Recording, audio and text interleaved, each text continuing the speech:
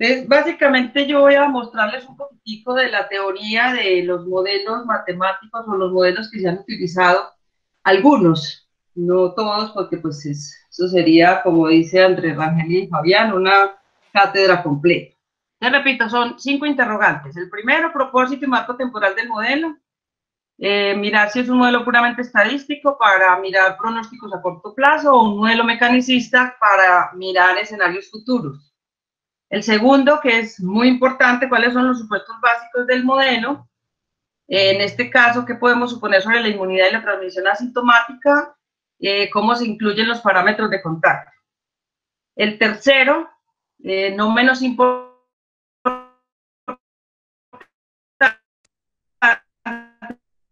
de hecho, pues digamos, para los modelos estadísticos, cómo se calculan y muestran los intervalos de confianza, y para los mecanicistas, qué parámetros se están variando. Ahorita miramos en términos generales cómo se hace esa incertidumbre. Las dos últimas preguntas tienen que ver, pues, en primer lugar, cómo ajusta el modelo a los datos, y si el modelo se ajusta a los datos, qué datos se utilizan, cuáles son las fuentes de datos utilizadas para la construcción del modelo. Y el quinto cuestionamiento es el modelo es general o refleja un contexto particular. Si es particular, entonces hay que mirar si la escala espacial es apropiada para las preguntas de modelado que se hacen y los supuestos son relevantes para el entorno, ¿sí? Digamos, a partir de esos 5 cuestionamientos, entonces, voy a presentar como los 2 enfoques del modelado de COVID-19 que se han utilizado: modelos estocásticos, modelos mecanicistas. Obviamente, cada enfoque tiene sus propias preguntas, sus propias escalas de tiempo, y los métodos para calcular la incertidumbre también difieren en cada uno de estos modelos. Así, en resumen, un paralelo comparativo. Los modelos estocásticos, digamos que parten del comportamiento de los datos observados, mientras que los modelos mecanicistas, el comportamiento se basa más en las reglas que han sido establecidas previamente, y entonces ahí hablamos de unos modelos matemáticos o ecuaciones ya construidas basadas en el comportamiento de otras variables y sobre los cuales vamos a trabajar. En los modelos estocásticos se permite incluir eventos aleatorios, mientras que en los mecanicistas generalmente son modelos deterministas. En los estocásticos son en general, no siempre, pero la mayoría de las veces son basados en individuos, mientras que en los modelos mecanicistas se basan más en estados y consideramos a los individuos elementos de un conjunto en términos matemáticos que presenta un estado particular, ¿cierto? Ahorita miramos cuando son susceptibles, infectados, recuperados. En los modelos estocásticos, digamos que son más útiles para pronósticos a corto plazo, mientras que los mecanicistas son útiles para proyecciones a mediano y largo plazo. O sea, yo puedo establecer con ciertos niveles de incertidumbre cómo se va a comportar el fenómeno a largo plazo. Es así, de forma muy sucinta, los modelos pronósticos básicamente consisten en ajustar una línea o una curva a los datos y sobre esos modelos extrapolar. Sobre esos resultados, esa curva, extrapolamos desde ahí. En esos modelos se trata de identificar un patrón y con ese, incluso en el artículo dice, se adivina el siguiente número sin incorporar el proceso que produce el patrón. Pues no es una adivinanza pues con bola de cristal, pero sí es prácticamente hacer una estimación del siguiente número a partir solo del patrón, sin tener en cuenta cómo se produjo ese patrón de comportamiento. En términos pues muy generales, es como una ecuación sencilla, un modelo multivariado, donde tenemos unos parámetros, la variable y, pues, que es el que voy a medir en el tiempo, y un componente de error aleatorio que siempre va a estar presente en los modelos pronósticos. ¿Cómo obtenemos la incertidumbre en estos modelos pronósticos? Usualmente la presentamos como intervalos de predicción, y esos intervalos se calculan estadísticamente alrededor de una estimación, ¿sí? Como lo que sucede, digamos, en un tiempo depende de lo que sucedió en el mes anterior o en el tiempo anterior, la incertidumbre siempre deberá, uno espera que aumente a medida que se mire hacia el futuro. Dependiendo de la consistencia de los datos y del comportamiento y las estimaciones, esos intervalos de predicción pueden ser tan amplios o tan estrechos como los datos nos permitan hacer esas tales predicciones. En cuanto a los modelos mecanicistas dinámicos, que pueden ser estáticos o dinámicos, pero para el COVID-19 son modelos dinámicos, porque lo que queremos ver es cómo hay variaciones relacionadas con el tiempo, cómo varían los susceptibles con el tiempo, cómo varían los infectados con el tiempo y cómo varían los recuperados con el tiempo. No es más que, como les digo a los estudiantes, a veces una pinche derivada, la razón de cambio de una variable en función de otra variable. Los modelos mecanicistas tratan de imitar la forma en que el COVID-19 se propaga y pueden usarse para pronosticar o simular los escenarios futuros de transmisión. Básicamente uno ahí lo que quiere ver es cómo va a ser el escenario de transmisión, el escenario de la enfermedad y el escenario de la inmunidad. Estos modelos, a diferencia de los modelos pronósticos, incluyen retroalimentación no lineal importante. A mayor número, que me permite ver, si a mayor número de infectados, mayor es la velocidad de propagación de la enfermedad. Entonces, por eso estamos mirando las curvas y la variación en el tiempo de esa curva, o sea, cómo va cambiando el número de infectados, que ese es un delta, llamémoslo así, delta I de un delta T, en relación con un delta T, y ver en el tiempo cómo cambia la curva. Estos modelos, como lo decíamos ahora, se centran en los grupos o en los estados por los cuales pasa el individuo. Entonces, el individuo es un elemento de un conjunto y digamos que no se estudia de manera particular al individuo, sino al conjunto al que pertenece. El modelo básico en el que se sustentan estos modelos mecanicistas dinámicos es el modelo CIR, ¿sí? En el que tenemos un conjunto de individuos susceptibles que pueden pasar a un conjunto de individuos infectados y en los infectados pueden transmitir la enfermedad y luego pasan a un conjunto de individuos recuperados que han pasado la infección y crean inmunidad, puede ser. Ese es el modelo básico. Sobre ese hay unos cambios, unas modificaciones, teniendo en cuenta otros elementos.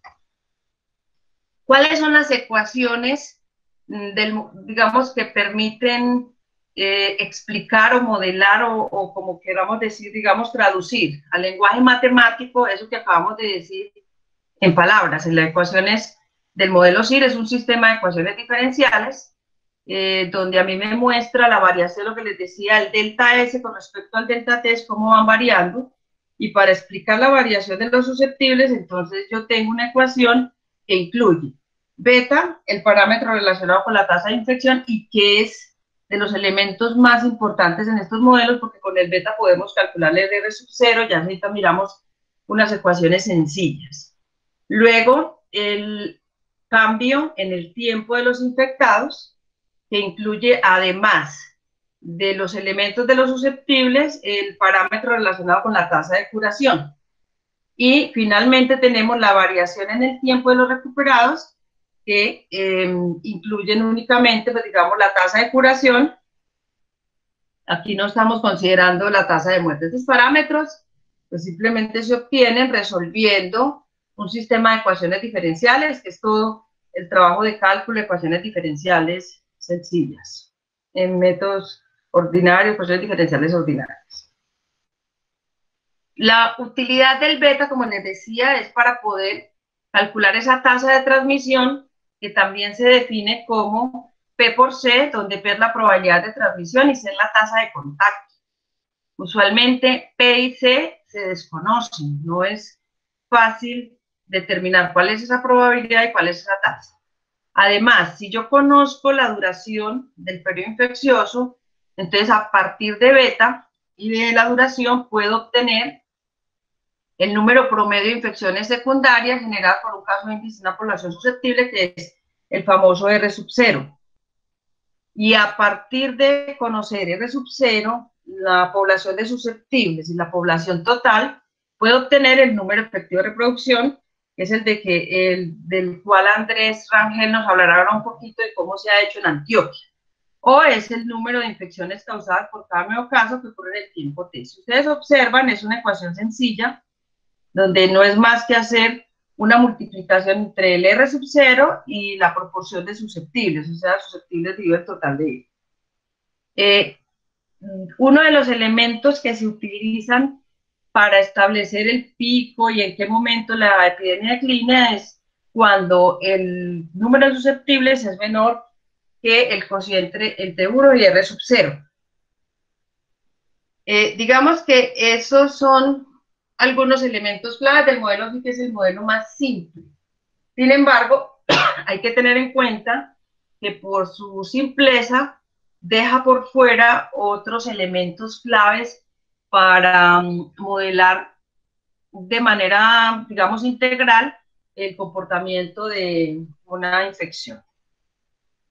Otro de los, digamos, modelos que son variaciones del modelo CIR es el modelo CIR, que de alguna manera podríamos pensar que es de los que podemos utilizar en COVID y que se ha tenido en cuenta en Colombia y en Antioquia. Este modelo pues incluye, además de los susceptibles, infectados y recuperados, ya esto también lo habían dicho en otra de las reuniones, la clase expuesto, donde lo que tenemos son los individuos que portan la enfermedad, pero están en periodo de incubación sin síntomas y no están en condición de infectar. Pues a esta explicación ahorita Andrés le complementa un poco en términos de la población que tenemos. Entonces ahí simplemente ese modelo pues tiene unas ecuaciones diferenciales que le agrega la variación de los expuestos o de los que llamamos personas en incubación con respecto al tiempo.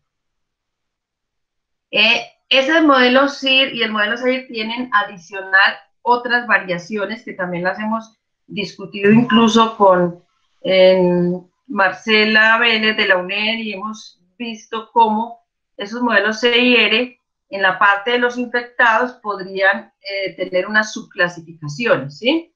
De hecho, este es el modelo con el que hemos jugado con los datos del Instituto Nacional de Salud y con lo que hemos encontrado algunos comportamientos esperados con supuestos de otros países, valores que se ingresan de otros países, pero que pues, por lo menos nos permiten ver algo de cómo se podría comportar el COVID-19. Entonces, en este modelo, digamos, esta variación del modelo, se tienen además de los expuestos una subclasificación de los infectados. Entonces, yo puedo tener infectados asintomáticos, leves, graves o críticos, y de esos graves o críticos, entonces tenemos muertos y recuperados. Son muchos más parámetros los que hay que estimar, pero que pueden dar cuenta un poquito más del real comportamiento del COVID. Adicional a esos modelos CIR, existen, digamos, unos modelos híbridos que tienen una base mecanicista, es dinámico, pero también incluyen una parte de estocasticidad, si se puede decir la palabra, ¿sí? Con estos modelos, pues uno puede entender, uno, la dinámica de la enfermedad, pero también puede ver parámetros que hacen variar el comportamiento y parámetros que pueden ser de los individuos que pertenecen a cada uno de los compartimentos. Estos modelos, digamos que tienen las dos entidades fundamentales. Tienen los individuos y tienen las celdas espaciales, o sea, los grupos, los conjuntos. Los modelos mecanicistas, en términos generales, pues, son útiles para explicar posibles resultados a largo plazo. Ferguson, por ejemplo, está modelando para predecir o poder explicar pronósticos a 2 años. La precisión del modelo, estos modelos mecanicistas, pues está limitada y eso es importante que lo tengan en cuenta por el conocimiento que se tenga del virus y por los supuestos que se puedan asumir antes de la estimación del modelo. La fuente más obvia, incertidumbre, eso es, digamos que hasta sobra decirlo, es que En general no se conoce el número de personas que están o han sido infectadas, lo que los puede hacer altamente inciertos. Y en eso quiero hacer, pues, digamos, una anotación, y es que cuando inició la pandemia, muchos modeladores, muchos analistas de datos empezaron a construir modelos, muchos modelos se publicaron, y a muchos que publicaron esos modelos también fueron, no sé si la palabra satanizar, fueron casi satanizados, y muchos han salido incluso de circulación precisamente porque al desconocer o al tener tanta incertidumbre sobre el número de personas que habían sido infectadas o que estaban infectadas en la actualidad, los modelos tenían demasiada incertidumbre y podían mostrar números que podrían ser, digamos, o muy altos o que sorprendían mucho. Yo diría que a muchos desprevenidos parroquianos.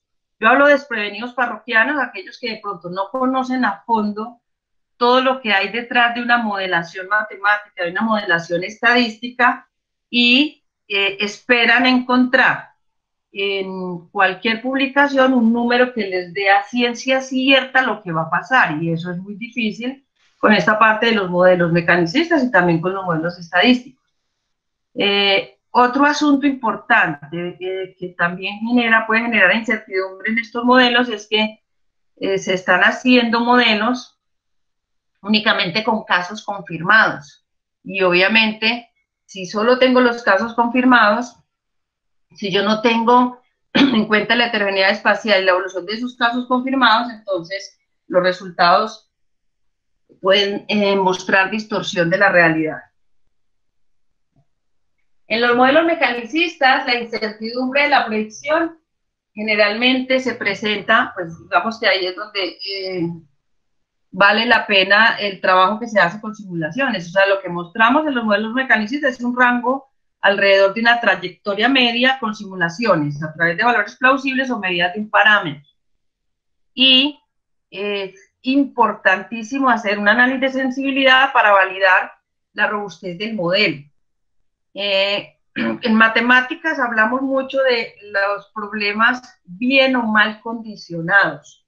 Entonces aquí lo que uno quiere ver es si el modelo elegido fue adecuado cuando yo haga la estimación o estime los parámetros que requiero para escribir la ecuación resultante del modelo. Pues lo que se espera es que pequeños cambios en los datos de entrada generen pequeños cambios en los datos de salida. Y eso en los modelos mecanicistas se hace a través de análisis de sensibilidad. En los datos de entrada yo voy haciendo pequeños cambios y voy viendo cómo se comporta la salida, y eso de alguna manera me va mostrando si el modelo es robusto, si el modelo es estable, y es la manera también de indicar si tiene mucha o poca incertidumbre la estimación de ese modelo. Quise adicionar un elemento clave que también puede ayudar a explicar por qué los modelos CIR, CIR y las modificaciones de ellos a veces presentan mayor incertidumbre que incluso los modelos estocásticos. Y es que en los modelos de transmisión en muchos no se incluye la heterogeneidad. La importancia de introducir esta heterogeneidad se fundamenta en dos principios. Uno, la heterogeneidad en el riesgo altera las posibilidades de invasión y la persistencia de una infección. Y dos, incluir la heterogeneidad en el modelo, digamos, para intervenciones puede ser muy necesaria para poder dirigir, organizar o planear bien, o digamos jerarquizar los esfuerzos para grupos específicos. En general, cuando hablamos de heterogeneidad en los modelos de transmisión, tenemos 4 dimensiones principales. La heterogeneidad demográfica, que yo diría que es a partir del conocimiento de cómo se comporta el COVID-19 en términos de la población, puede ser por edad y sexo, que es de los elementos claves que resultan después de describir al detalle todos los casos del día a día. En segundo lugar, La otra dimensión es la dimensión comportamental. Entonces es tratar de identificar los grupos de riesgo. No son cosas sencillas, pero en la medida que se vaya teniendo información sobre estas dimensiones, los modelos van complejizándose, pero también van dando mayor precisión en las estimaciones.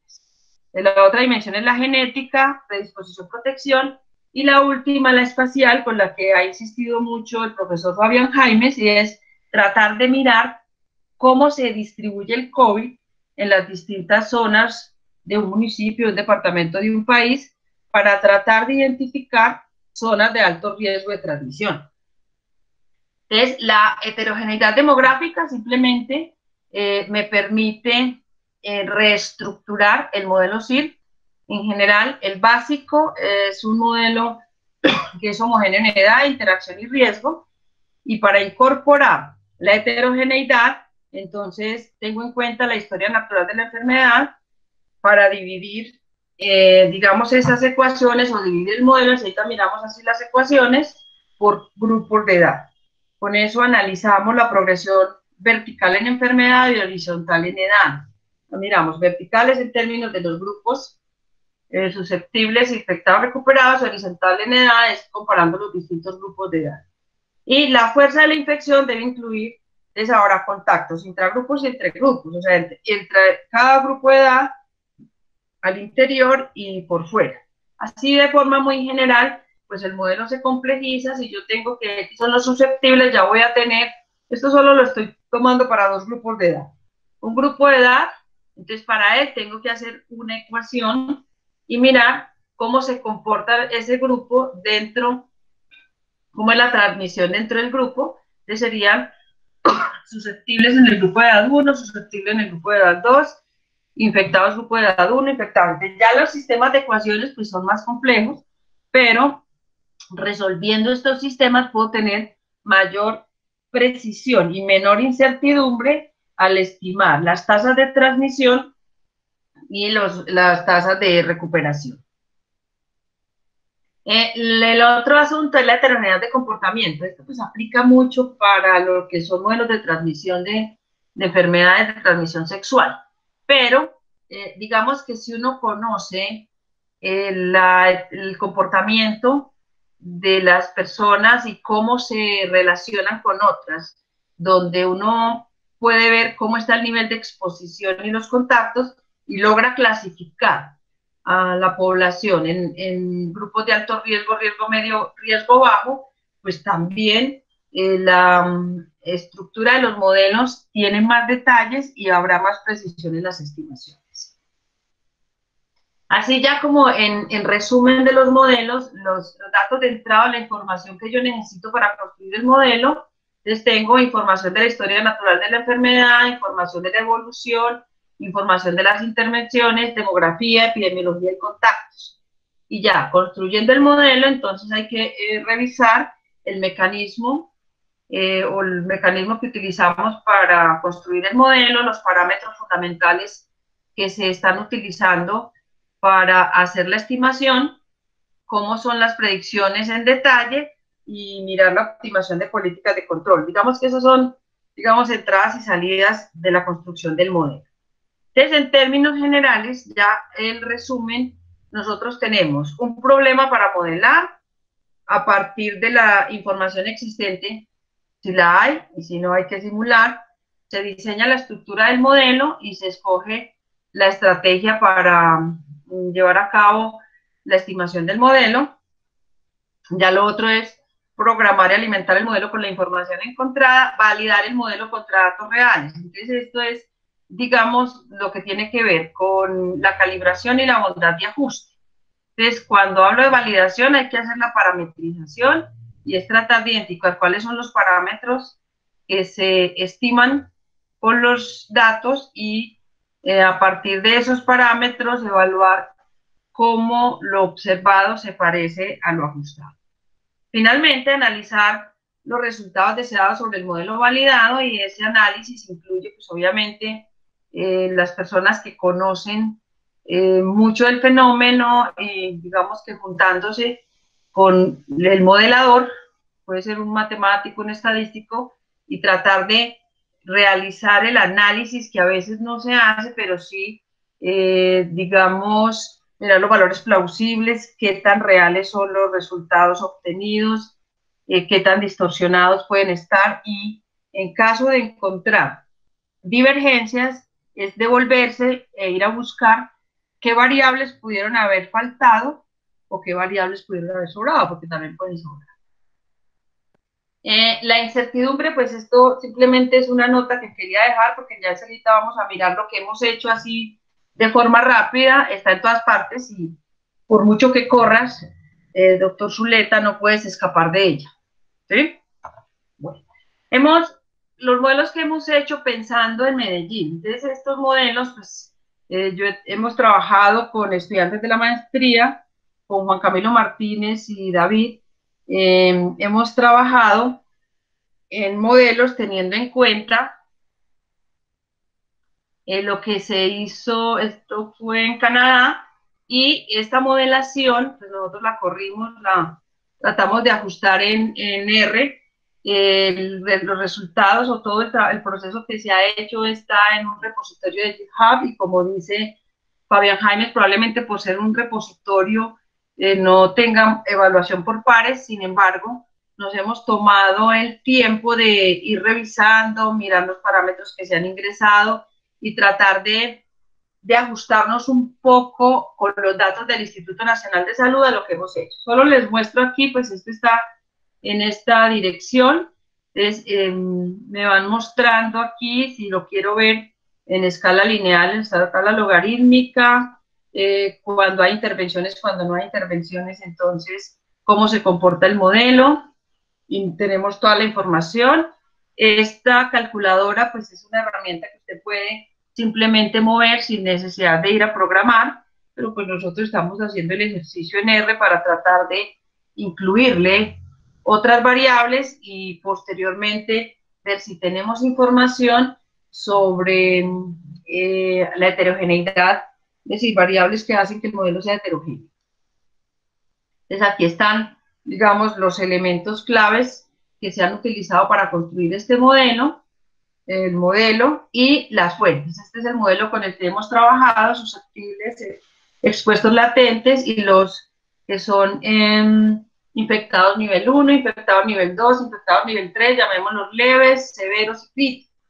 Y a partir de ahí, la salida recuperados o muertos. Entonces, están las ecuaciones, ahí ustedes pueden encontrar todo, digamos, el proceso que ellos han utilizado para el modelamiento y sobre el que uno se puede basar para ajustar a los datos que tenemos en Colombia. Y las fuentes de información, estas son las mismas fuentes que nosotros utilizamos. Ya les voy a mostrar el modelo o los modelos que hemos trabajado, donde, digamos, en esta página encuentran ustedes distintas fuentes de donde hemos sacado los datos, ¿cierto? Periodo de incubación, proporción de infectados leves, severos y críticos, etcétera. Entonces, a partir de ahí, y tratando de buscar información en Colombia, hemos logrado entonces hacer estos modelos. Es decir, aquí solamente están los gráficos, pero les cuento, utilizamos, digamos, este esquema, hicimos modelos con intervenciones, comparación basal, intervenciones, datos del Instituto Nacional de Salud. Es que, ¿qué vimos ahí? Y ya ahorita, pues como les digo, Andrés nos contará un poco más lo que se ha hecho en Antioquia y cómo, con los datos que son muy pocos en Antioquia, uno diría que no tiene suficientes datos para construir este tipo de modelos. Entonces, cuando hablo del modelo basal, es lo que se esperaba si dejáramos que las personas estuvieran en una vida normal, sin aislamiento, sin nada, cómo estaría el pico y cuántas personas estarían. El de intervención, entonces, a cuántos días esperamos, y estos son los datos del Instituto Nacional de Salud. Un segundito.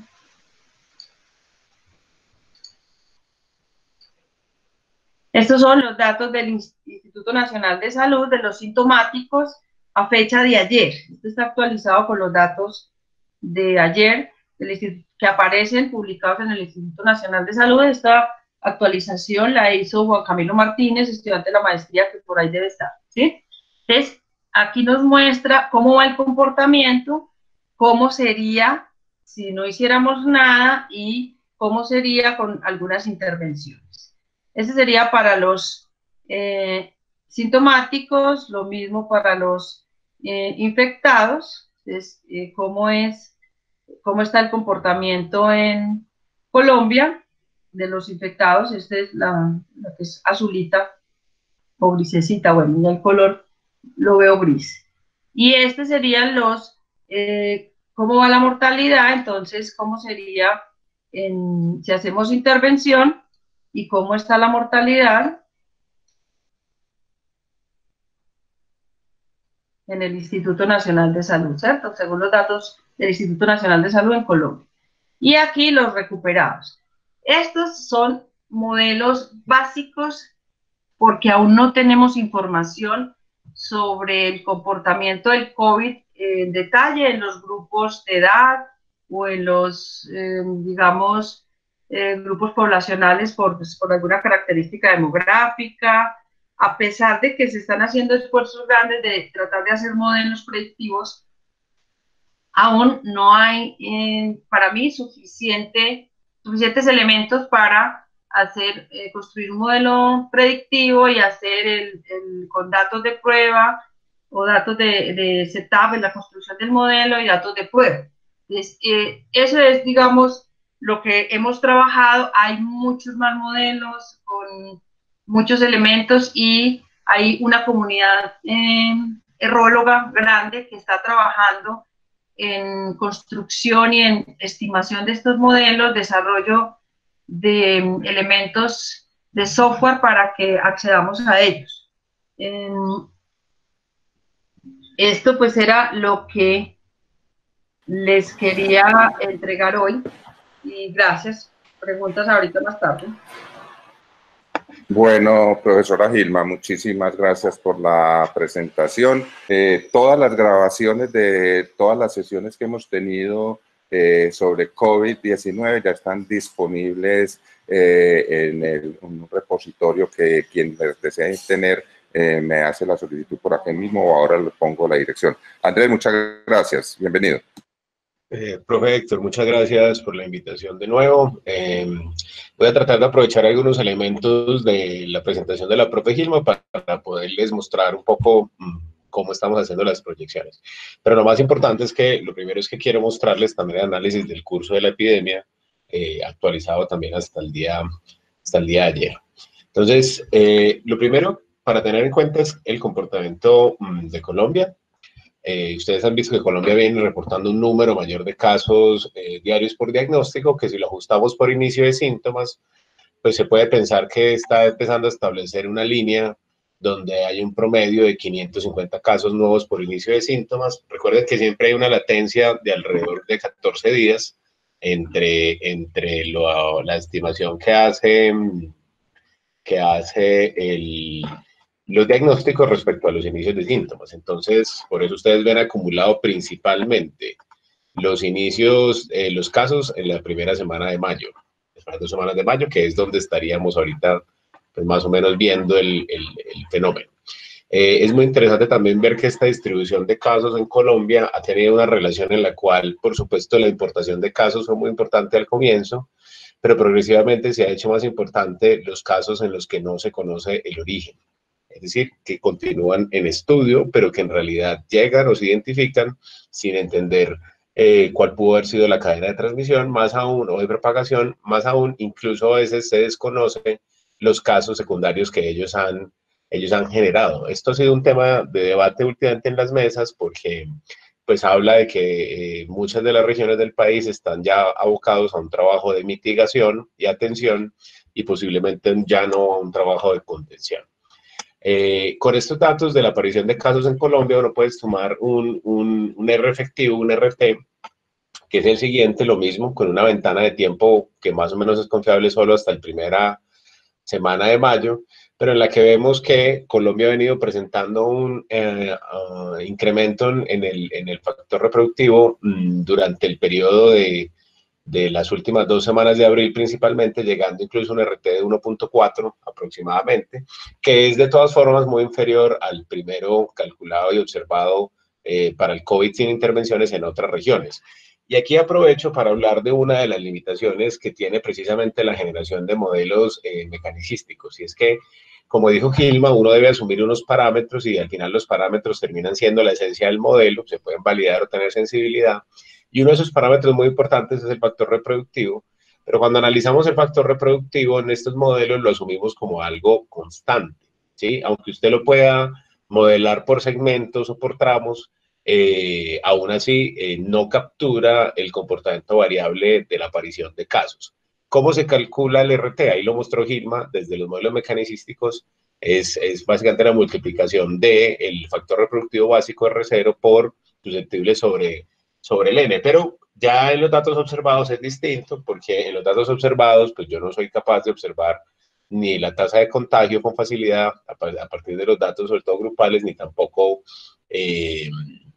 determinar el beta ni el R0. Entonces, aquí lo hacemos es basado en los datos observados, que puede haber dos aproximaciones. Esta es una aproximación que utiliza una distribución paramétrica para estimar algo que se llama el intervalo de serie. ¿Qué es eso? Es básicamente el tiempo que pasa entre que un caso inicial presenta síntomas y su caso secundario presenta síntomas. Entonces, ese tiempo, esa diferencia que hay entre el inicio de síntomas de unos y otros, se llama el intervalo de serie.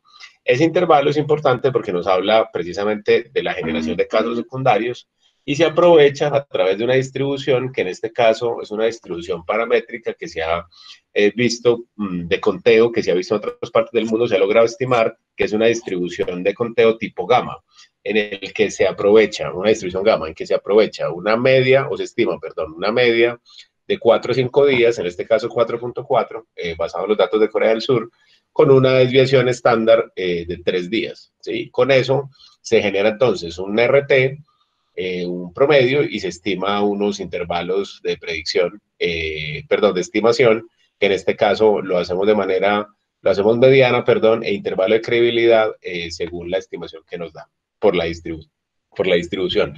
Y esta distribución es muy importante porque vamos a ver que las predicciones se basan en ella misma. Y en Colombia vemos que a principios de mayo sí ha habido un descenso en el RT, sin embargo hay que esperar la confirmación de los casos esta semana para saber si realmente se va a consolidar que Colombia entrase en una supresión. ¿Por qué puede pasar esto? Y esto es importante que lo tengan en cuenta en el RT, porque el RT en realidad se basa en las series de tiempo más cercanas a la estimación.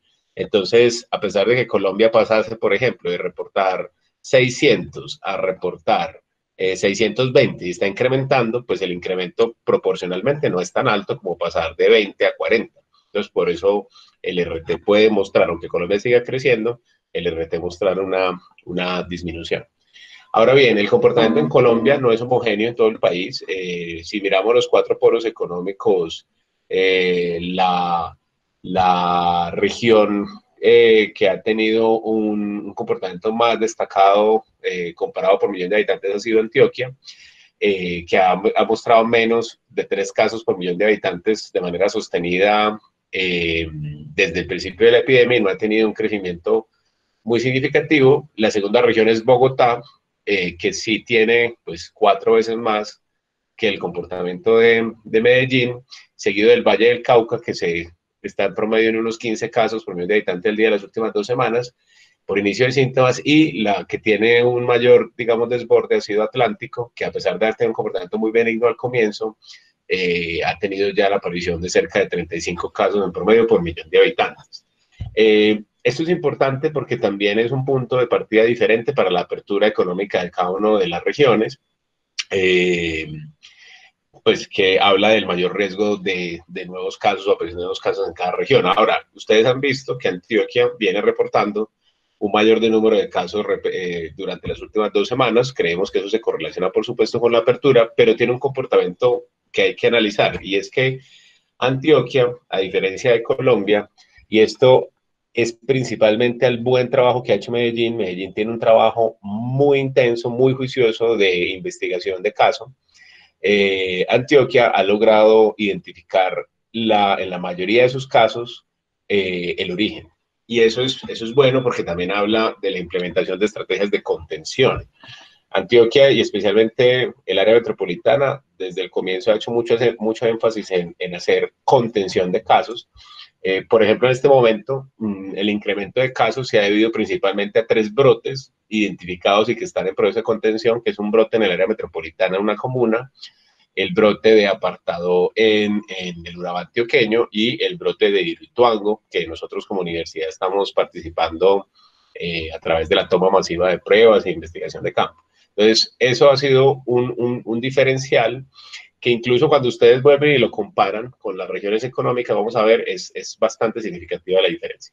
Entonces, acá vemos que Antioquia ha venido teniendo una aparición de casos nuevos que, ajustados por síntomas, muestran un incremento, especialmente en la primera semana de mayo, pero que aún así no llega todavía al pico que presentamos durante el inicio de la epidemia. Esto posiblemente porque a pesar de la reapertura, todavía no estamos en ese R o en ese factor reproductivo que estuvimos al comienzo de la misma, y ha habido un trabajo de contención muy interesante.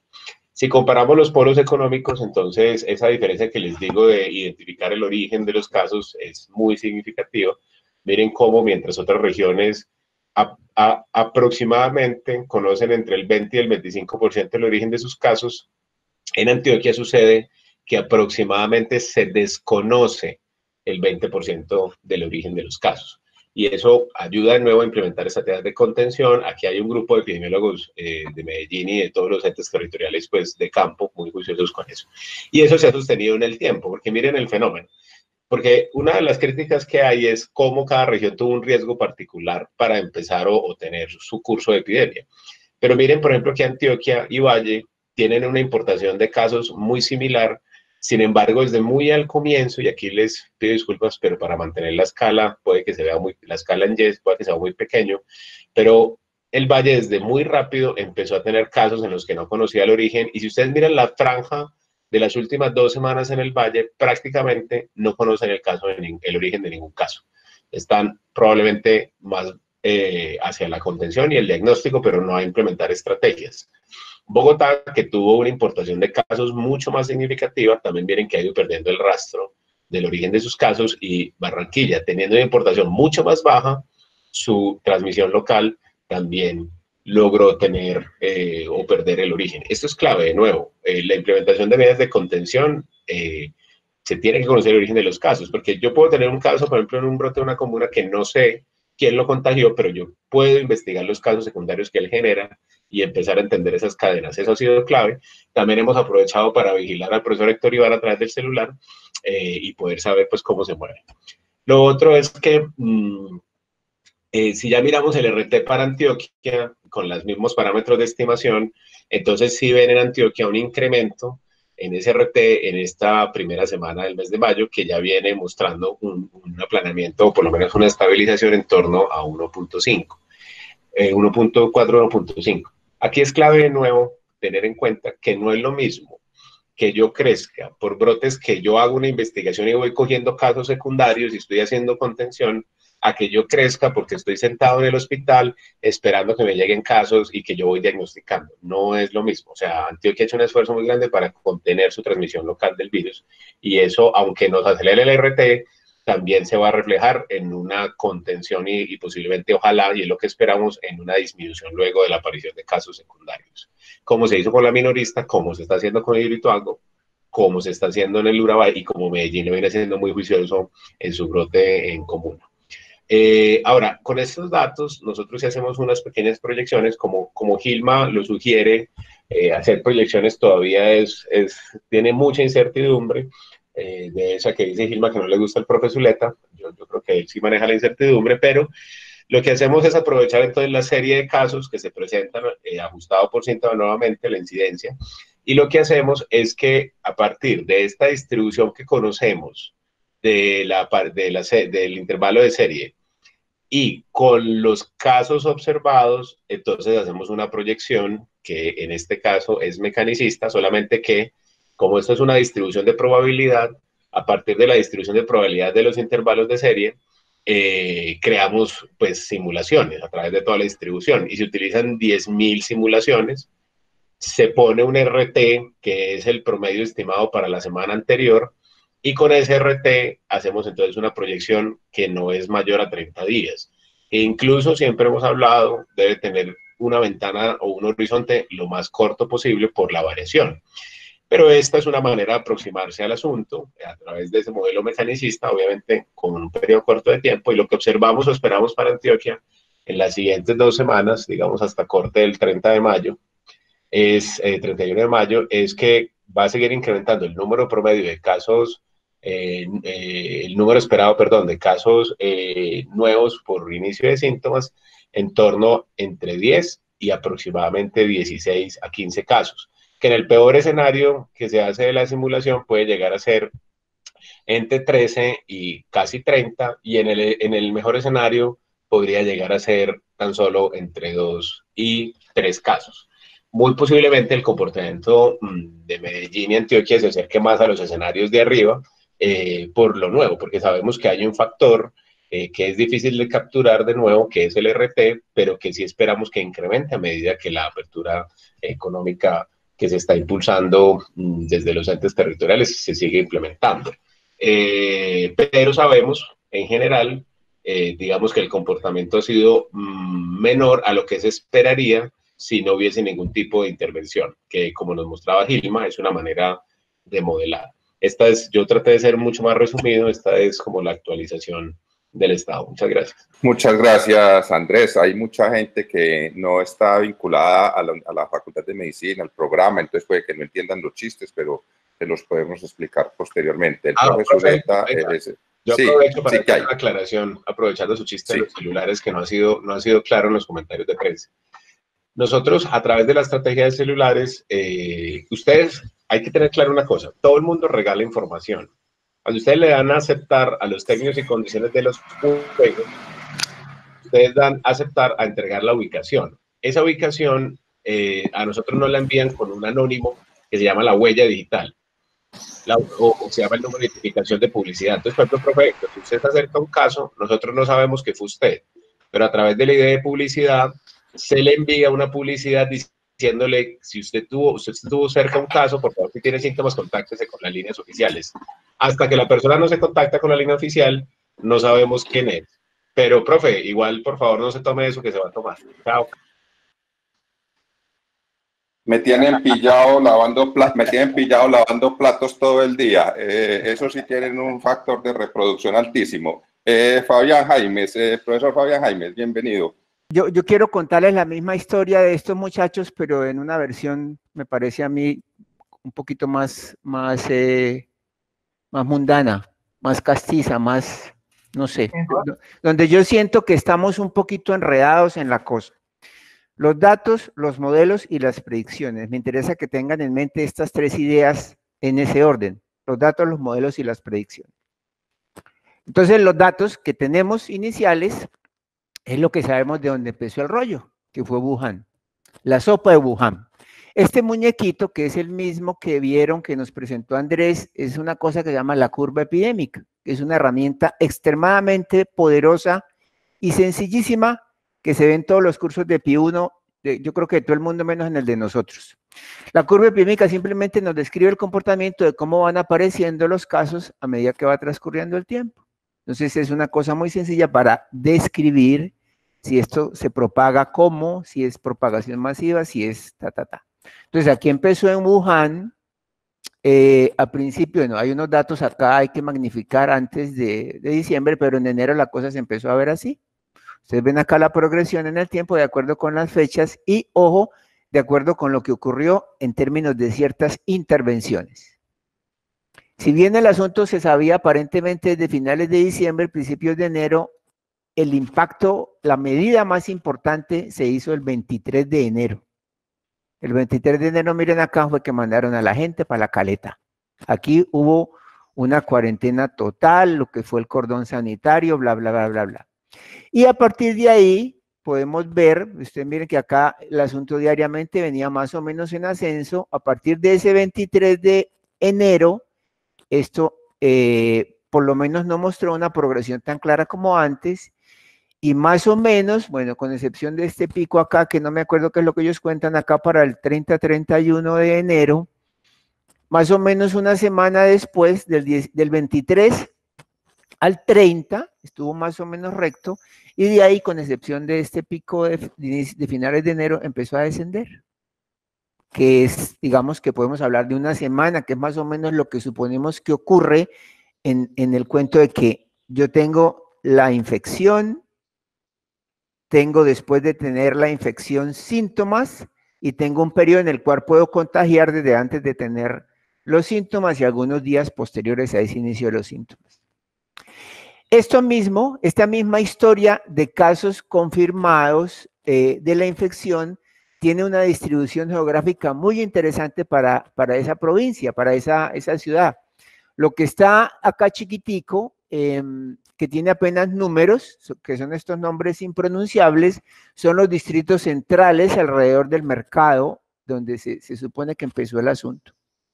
Y los colores reflejan la concentración de casos en cada una de esas regiones. Entonces, casos 300 a 400 casos por millón, lo más oscuro, y los más claritos 0 a 1 por millón. Entonces, miren cómo en el tiempo, de acuerdo con esos 5 periodos que ellos escogieron, del primerito, diciembre 8 a enero, luego de enero 10, aquí todavía no se había hecho nada institucionalmente, acá todavía era el año nuevo chino, bla, bla, bla. Acá, en el 23 fue donde mandaron a la gente a la caleta, y aquí hicieron otra serie de cosas, de seguimientos de casos. Miren que los colores nos reflejan cómo se va comportando la cosa. Inicialmente, esto fue creciendo de poquitos casos, en los distritos centrales se fue aumentando, y claramente la cosa se prendió en el momento en el que estábamos mandando la gente, en el que estaban mandando la gente para la caleta, que estos son los colores oscuros, y luego, a partir de esa intervención, esto se empieza a atenuar otra vez, y claramente se ve la distribución hacia la periferia, del centro hacia la periferia, ¿ya? Sin embargo, estas cositas, hasta ahora, lo que hemos visto acá son datos de casos y datos de su distribución geográfica. ¿Cómo se mira eso ya en términos de una representación de los datos, o de lo que llamaríamos un modelo, en el famoso R, el famoso número que nos mide cómo es que la infección se reproduce entre las personas? Este es un muñequito muy bonito para explicar el número reproductivo, si hay un infectado a cuánto se le pega, y de acuerdo con eso, cómo va diseminándose eso hacia abajo. Ese número reproductivo de 1 y 1, ese número reproductivo de 4, 1 y 4, ¿ya? Eso es en los muñecos. En la vida real, calcular ese RT no es tan sencillo. Se supone que calcular este RT es lo que permite, eso mismo que les mostré en la curva epidémica, le permite al gobierno de China decir que efectivamente esa fecha del 23 de junio, cuando mandaron a la gente para la caleta, fue la que permitió que esa transmisión se bajara de más o menos 3 y pico, hasta en 2 de febrero estar alrededor de 1, y después de eso desaparecer. Un personaje infectado tiene potencial de infectar menos de otro personaje infectado. Pero llegar a este RT, llegar a este muñequito tan bonito, implica, ahí viene el resto de la historia. Ya no son solamente los datos. Necesita para esos datos unos supuestos de algo que creemos que va a ocurrir, o que creemos que está ocurriendo, pero que no lo conocemos, y necesita un modelo que sea capaz de recoger esos datos y de recoger esos supuestos. Ese modelo es, en este caso particular, un RT, un número reproductivo efectivo, que tiene, este fue el que utilizaron estos señores de China, y creo que es el que están trabajando también casi en todas partes, publicado en 2013, después de por ahí unas 10 o 12 propuestas. Esta debe ser la propuesta como número 12 de cómo calcular un RT. Y la más reciente que nos mandó Andrés estos días, la más de moda, o pues más de moda no, pero por lo menos que trata de involucrar supuestamente, teóricamente, las limitaciones que no están en las anteriores, en particular el concepto de la probabilidad pretest y de cómo se mueven las cosas antes de, y cómo ese antes de me genera cambios posteriores. Todas estas maneras de estimar el RT, de calcular el RT, se sobresimplifican en formaticos de Excel. Todos los autores tienen muñecos, de esos artículos se pueden bajar los Excel para ponerse a jugar con los numeritos, pero miren que todos los numeritos, por muy bonitos que sean, implican que ustedes le cuenten cosas al modelo para que le diga. para que le diga cuál fue el tiempo en el que aparecieron los síntomas, cuál es la incidencia en esos periodos de tiempo, cuál es la distribución con base en la cual creemos que el intervalo ocurre, es normal, ¿no? Es decir, qué tanta incertidumbre tenemos acá metida, hay una mínima, hay una media, o hay uno le cuenta, eso no es una bola de cristal, uno le cuenta cosas, cuántas son las ventanas de tiempo para hacer ese supuesto, y le va a decir cuál es una probabilidad previa, y él le va a dar un cálculo de un RT. Estos otros mancitos, este artículo reciente que les mostré es una cosa similar, también está en Excel, parece ser mucho más comestible. Simplemente si yo tengo los casos, tengo unos rangos de días para esos casos que fueron infecciosos, de un rango de días para los síntomas, y lo mismo tengo para esos casos secundarios que se supone que se contagiaron del anterior, y eso junto con asumir cuál es la forma de ese comportamiento. La forma es gamma, es Weibull, es da esa primera parte que mencionaron Andrés y Gilma del intervalo serial. Después le cuento, ahí sí, la curvita epidémica como un silvestre, y asumo una ventana de tiempo, que es lo que permite calcular finalmente el RT.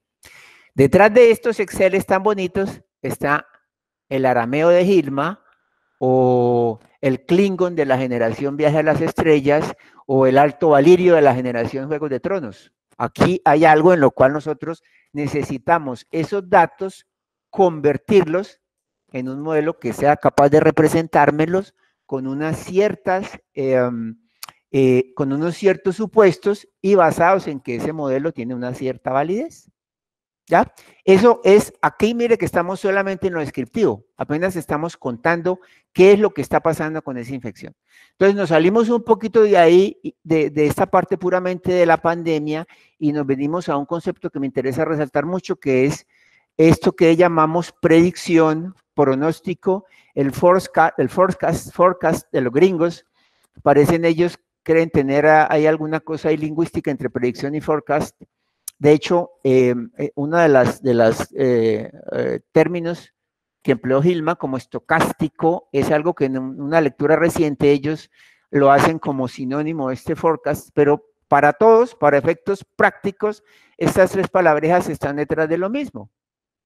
Del latín predicere, predico, predicis, predire, predixi, predictum. Predecir o anunciar algo que va a ocurrir. Prae por before, dicer por decir. Esto es demasiado viejo. Esto viene desde la lógica aristotélica. Aristóteles, recuerden que fue el que nos montó todo el edificio de conocimiento, por ahí hasta que llegaron los pedazos de lo que llamamos ilustración, que se lo empezaron a tirar. Pero con base en la lógica aristotélica, casi que todo el canon del conocimiento en el mundo, algunos dicen que occidental, pero se construyó fue a partir de esto. Acuérdense, a algunos se les tocó este negocio en el bachillerato, a mí me tocó chuparme hace poquito un curso entero de 6 créditos, pero el cuento de la lógica aristotélica se sustenta en los silogismos, y dentro de las muchas combinaciones y premisas y toda la caspa que hay de silogismos, uno de los más sencillitos para entender es que si A es igual a B, y B es igual a C, por tanto, por consiguiente, A será igual a C, y eso es predicción. Eso es pronóstico, eso es anticipar, eso es forecast. Y está en todas partes, no solamente en la lógica aristotélica hace 2500 años, está en las matemáticas, en los modelos matemáticos básicos que no tienen nada que ver con lo que hacemos nosotros en medicina, en términos de cálculo de ecuaciones, en las matemáticas que soportan la astronómica, la trayectoria de los planetas, en la ingeniería de software, en cómo se trata de anticipar qué puede pasar en la resistencia de materiales para que un puente creemos que se cae o que no se cae. En la economía con base en modelos de predicción y de pronóstico se toman decisiones que pueden afectar a un país, cómo creemos que va a estar este año el índice de precios al consumidor, cómo creemos que va a estar la inflación, cómo creemos, eso es predicción. Meteorología, hay canales de televisión que viven de esto. Weather Channel vive de contarnos en cada una de las ciudades del mundo qué va a pasar por la tarde, qué va a pasar mañana y qué va a pasar la siguiente semana con respecto al estado del tiempo. Y todos estos modelos tienen en común este muñequito que está acá. Hay un input, hay algo que entra, hay una información que yo recojo, hay un procesamiento de esa información y hay un output que es el que yo creo que va a ocurrir hacia adelante. Los salarios, el valor del dólar, la tormenta eléctrica o lo que le va a pasar a un paciente. Y ahí venimos a medicina. Acá me van a perdonar para algunos de ustedes si se van a sentir insultados porque de pronto esto es demasiado básico y demasiado sencillo, pero como tenemos toda clase de público, yo quiero como simplificarlo y mostrar que en medicina, en general en medicina, todavía no nos hemos metido con infecciones, en general en medicina el concepto de pronóstico se está reformulando hace relativamente poco tiempo. O sea, hace muchos, muchos años, desde los comienzos de este cuento, se estaban tratando de plantear elementos para anticipar qué le va a pasar a un paciente, qué es lo que me ayuda a señalar si este individuo le va a ir más mal con su falla cardíaca o le va a ir más mal con su hipertensión que a otro. Y eso que entendemos como factores de pronóstico o como componentes de pronóstico, apenas se vino a organizar en términos digamos, temáticos hace por ahí unos 20 años o menos con esta propuesta de la gente del Progress, que fue básicamente darle una forma a la investigación de pronóstico en medicina. Y esa investigación de pronóstico tiene muchos componentes, o bueno, por lo menos 4 familias grandes se han identificado. La investigación de pronóstico que simplemente describe qué pasa con los cursos clínicos de las enfermedades, describe cómo le va a la población, a los pacientes bajo cierta enfermedad. Una un poquito más adelante que trata de identificar específicamente o de caracterizar factores que son los que parecieran estar relacionados con ese pronóstico. Trata de contar en los ejemplos clásicos qué es lo que hace que unas mujeres con cáncer de mama tengan un curso clínico menos favorable que otras, si es específicamente el factor tener tal biomarcador, tal receptor tumoral en su cáncer. Más arriba, de alguna manera un poquito más adelantado, ya se quiere llegar no solamente a entender un factor, sino un modelo de pronóstico, una combinación de factores con las cuales yo quiero anticipar qué es lo que creo que le va a ocurrir a un paciente y con base en esa anticipación eventualmente tomar decisiones terapéuticas. Esa parte de modelos pronósticos ya se va acercando a lo que queremos tratar acá, que es la necesidad o la posibilidad o la capacidad de poder hacer predicción. Entonces, ese es un escenario específico del estudio de pronóstico, de la anticipación en medicina, es el desarrollo y la validación de modelos de pronóstico, que también es una carreta que me han oído algunos de ustedes mucho. ¿Qué es lo que hacemos nosotros cuando tratamos de definir qué va a pasar con el paciente que nos llega por urgencias con neumonía o que nos llega con trauma craneoencefálico o con el paciente que se recibe en la unidad de cuidado intensivo porque necesita soporte ventilatorio avanzado? Queremos definir en esos pacientes el pronóstico, qué les va a pasar. Y ahí cogemos más herramientas o más elementos de su historia clínica, de su curso clínico, de sus características generales para tratar de, combinando esos factores y combinando esas variables, tratar de anticipar qué le va a pasar. Entonces, la familia de los modelos de pronóstico tiene 2 componentes grandes: desarrollar un modelo de pronóstico, desarrollar un modelo que me sirva para predecir y luego validarlo, mirar si ese comportamiento que establecí en la primera aproximación realmente se cumple en la segunda. Y todos esos estudios, todas esas aproximaciones se hacen con cohortes, es decir, con grupos de individuos que tienen una característica común y en todos los cuales cuando yo empiezo a mirarlos no tienen todavía el desenlace de interés que yo quiero predecir. Ese es el concepto de una cohorte para pronóstico. Entonces acá hay un ejemplo de un desarrollo de un modelo pronóstico para tratar de predecir qué tan probable es que a un individuo que se lleva a cirugía tenga un riesgo en las siguientes 24 horas después de la cirugía de tener náusea o vómito. Un puntaje, un modelo predictivo para tratar de anticipar qué le va a pasar a esa persona después de la cirugía en términos de que si va a vomitar o no va a vomitar.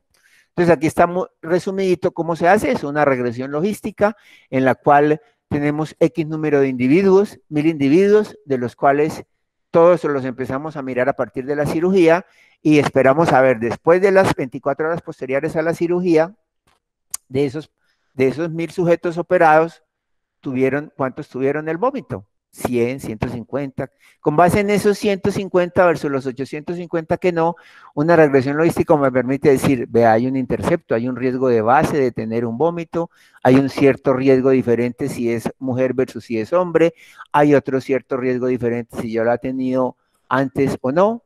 Combino todas esas características y eso me da un puntaje que me ayuda a decir, en el siguiente mancito que me llegue para cirugía, yo ya sé que si antes se mareaba o no se mareaba, si fumaba o no fumaba, si le controlo el dolor con tiene una probabilidad de tanto, que es lo que está acá, tendría una probabilidad de tanto de que vomite después de la cirugía. Eso que desarrollé en este modelo me lo tengo que llevar para otra cohorte diferente de esta y validarlo, ver si en lo que yo supuse que iba a pasar, realmente va a pasar. Y esto es una de las muchas maneras de tratar de mirar eso, que son las famosas curvitas de calibración. Lo que en esa nueva cohorte yo predecía que iba a pasar en términos de vomitar y lo que realmente pasó. Miren que el escenario ideal sería este de la mitad, que aquí obviamente se super escacharon y el que pensamos que iba a vomitar no vomitó y viceversa. Eso para pronóstico, eso para una condición en la cual tenemos el tiempo y tenemos la oportunidad de hacer todo, de ensamblar mi cohorte con los pacientes en esta condición y luego ensamblar mi otra cohorte con los pacientes en una condición similar para ver cómo me fue. Volvamos a nuestra pandemia actual. Volvamos a la situación actual y hay dos literaturas, hay dos textos recientes de estas últimas semanas que me parece que reflejan de una manera muy bonita las preocupaciones y los problemas que tenemos acá. No me acuerdo muy bien los autores, más o menos el mismo gremio en el mundo se mueve alrededor del asunto de las epidemias.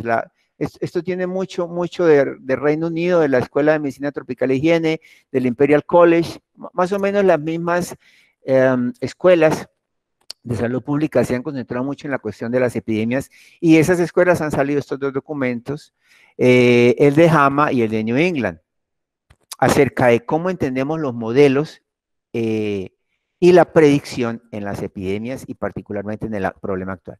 Entonces, yo quiero resumir esos dos artículos con estas ideas que, como les digo, ya las mencionaron Andrés y Gilma, pero yo quisiera mostrarlas de otra forma.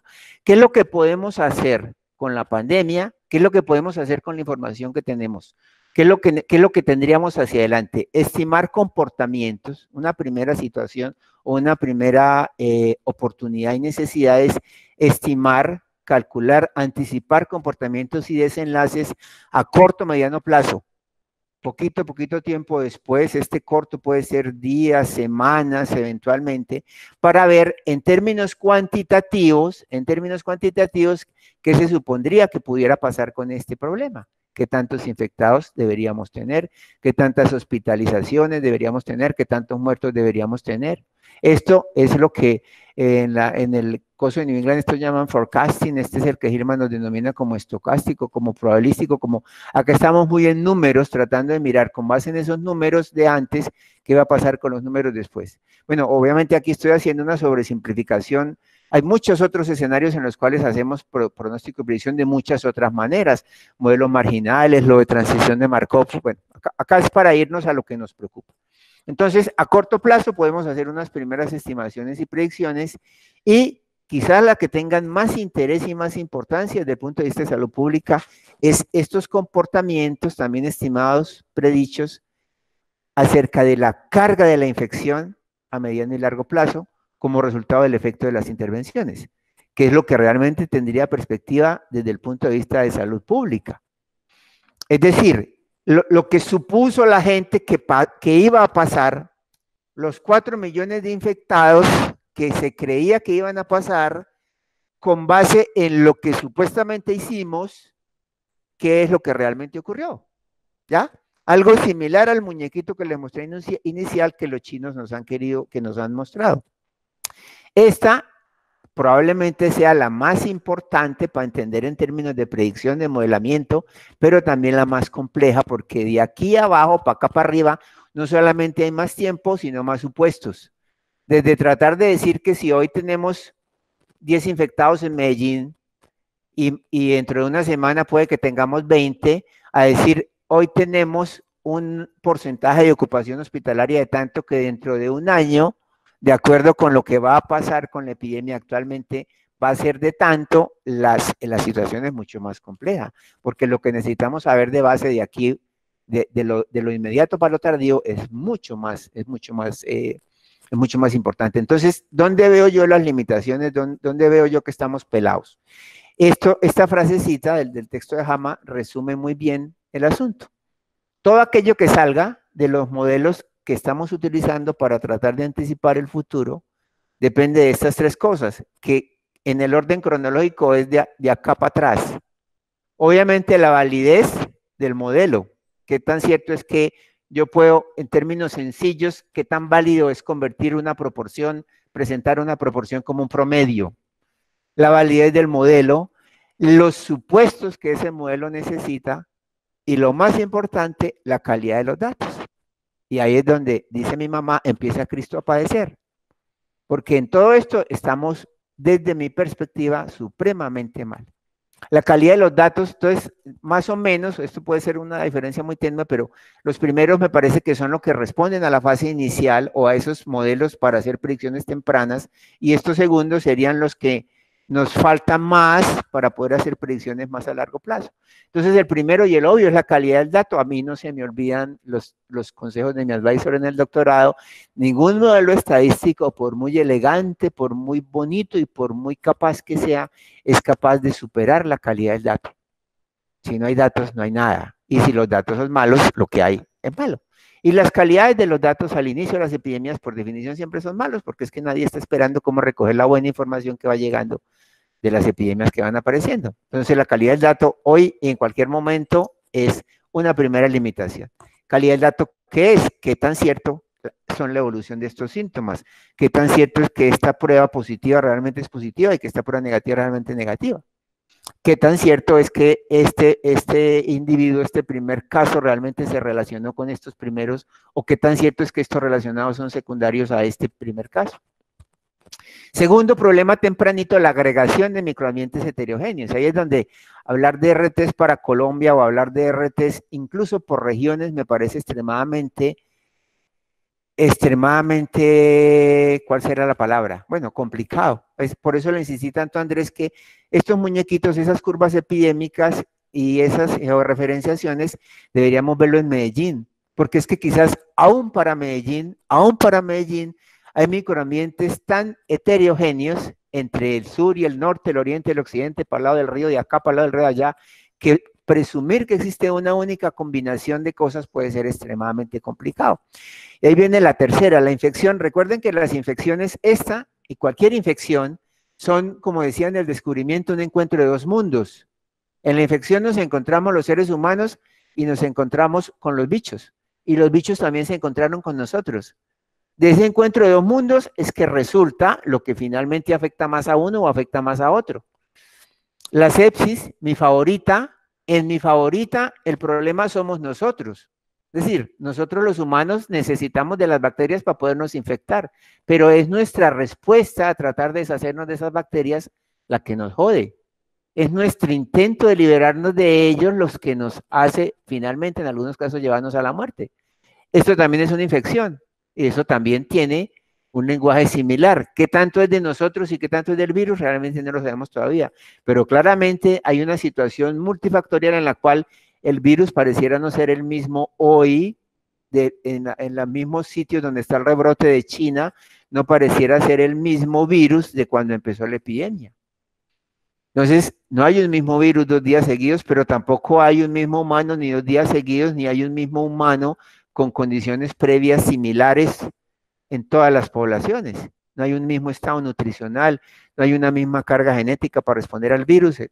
Entonces, en la parte primera lo que nos falta está, digamos, todavía no está en rojo porque aquí ya tenemos problemas suficientes, pero no son tan graves como los que vienen de para acá. Entonces, para poder decir hacia adelante, para poder, lo que en este momento está jugando todo el mundo, ¿qué tan cierto es que Suecia hizo bien cuando fue relajado y pareciera que la gente se está infectando menos? ¿Qué tan cierto estuvo Ferguson en Reino Unido y cuando inicialmente se hicieron los pendejos con el cuento del aislamiento, ahí se pudiera estar generando algo de inmunidad de rebaño? ¿Qué tan cierto es que las medidas de contención, qué tan cierto es que ponernos máscaras, que cuando vamos a largo plazo es cuando la cosa se complica, porque aquí es donde en rojo está lo que menos sabemos? ¿Cuántos? La más básica, ¿cuántos infectados? ¿Cuántos estamos infectados? ¿Cuántos de ustedes están infectados y ni siquiera se enteraron? No sabemos ni siquiera cuál es la carga real de infección. Estamos en los sintomáticos, en los hospitalizados y en los relacionados con esos sintomáticos.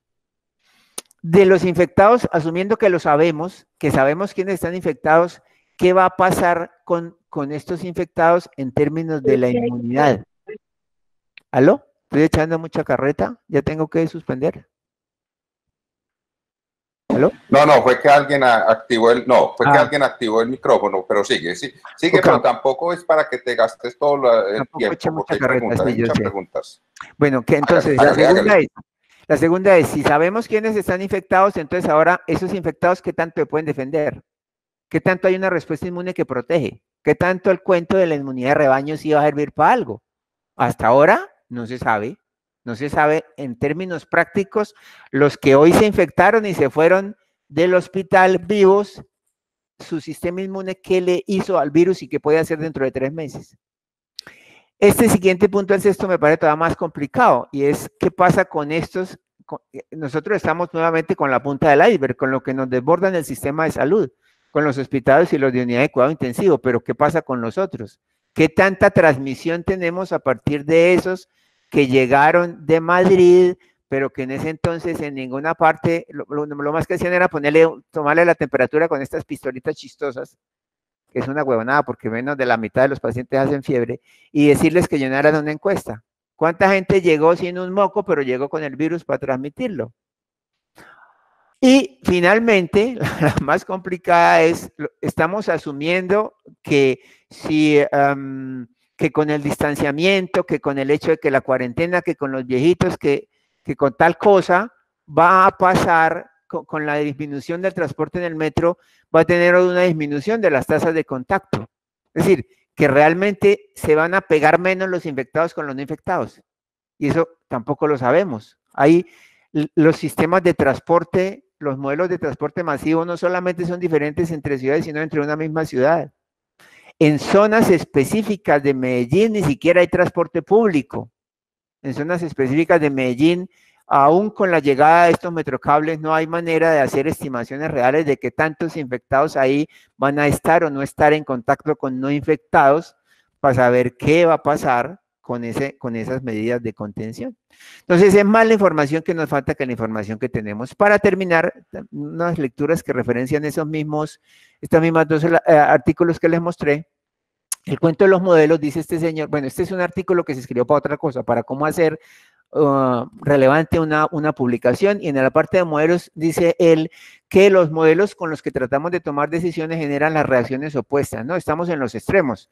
Aquellos que creen completamente en los números y aquellos que no creen absolutamente nada en los números, y probablemente la verdad va a estar en alguna mitad de esas dos cosas que lamentablemente no sabemos. Pero el primer mensaje grande es que la manera como los modelos se presentan y se cuentan, asumiendo que estamos haciendo la tarea bien, tienen que ser más útiles, tienen que ser presentados o tienen que ser mostrados como una manera que oriente y no como una predicción científica. Algo que oriente para permitir tomar decisiones más allá de ellas que son, digamos, obvias desde el punto de vista puramente intuitivo. Y lo otro es qué tan cierto es que la complejidad del modelo es la que nos dice las cosas mejor dichas, que también es una discusión que hemos tenido con algunos de ustedes en el cuento de los modelos predictivos, ya en términos clínicos.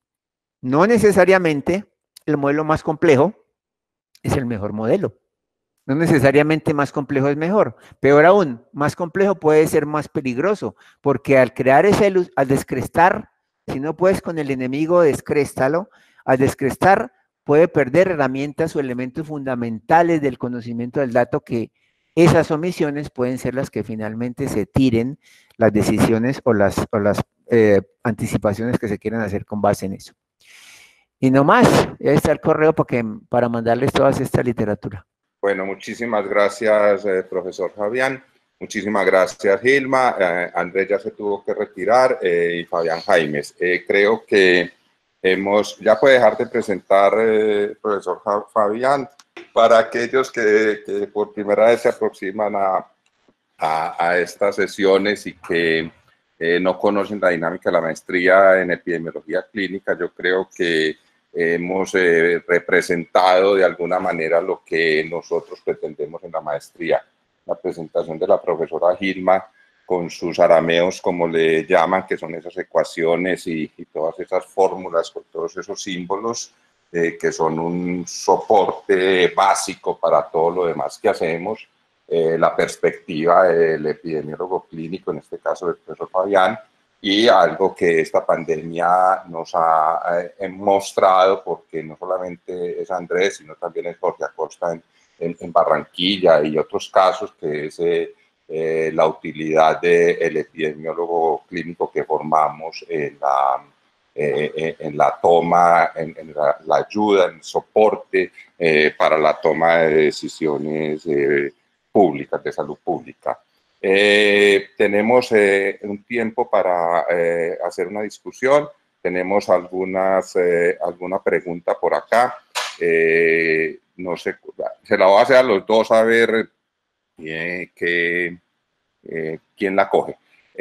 Pregunta Vanessa Suárez Contreras, gracias por la pregunta. ¿Hay evidencia de presencia de la infección hasta un mes antes de la identificación de los primeros casos, como ha ocurrido en Francia y Estados Unidos?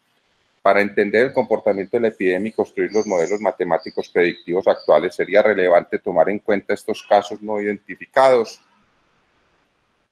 Profesora Gilma, hágale usted primero, no tire al tarro, al charco a Fabián. Gilma.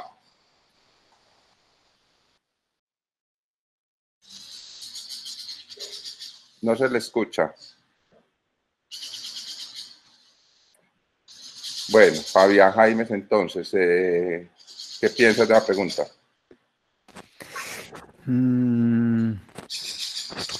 Buena pregunta, pero a ver, si entiendo bien el asunto es, yo no sé si Vanessa de pronto quisiera reformularla, pero la idea es que antes de lo que tenemos identificado actualmente como primeros casos, se han presentado, porque yo escuché, sí, en Francia fue que escuchamos el cuento de que antes de esa ola, o mejor, digamos, pongamos el ejemplo en Colombia. Acuérdense que aquí la primera historia que supimos fue del 6 de marzo de la niña que llegó de Italia. A partir de ahí empezamos a contar la historia en Colombia.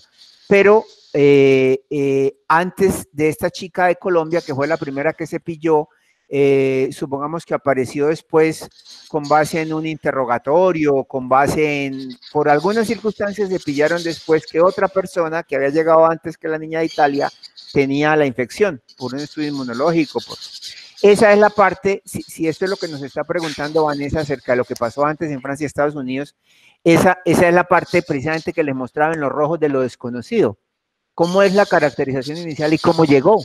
En Estados Unidos también el estudio mostró, es decir, la preocupación inicial se supone que decían que venía a partir de la gente que estaba, los chinos que venían por alguna, o los sujetos que venían de Wuhan por alguna razón, y así fue que se argumentó la mayoría de la cuestión de Nueva York.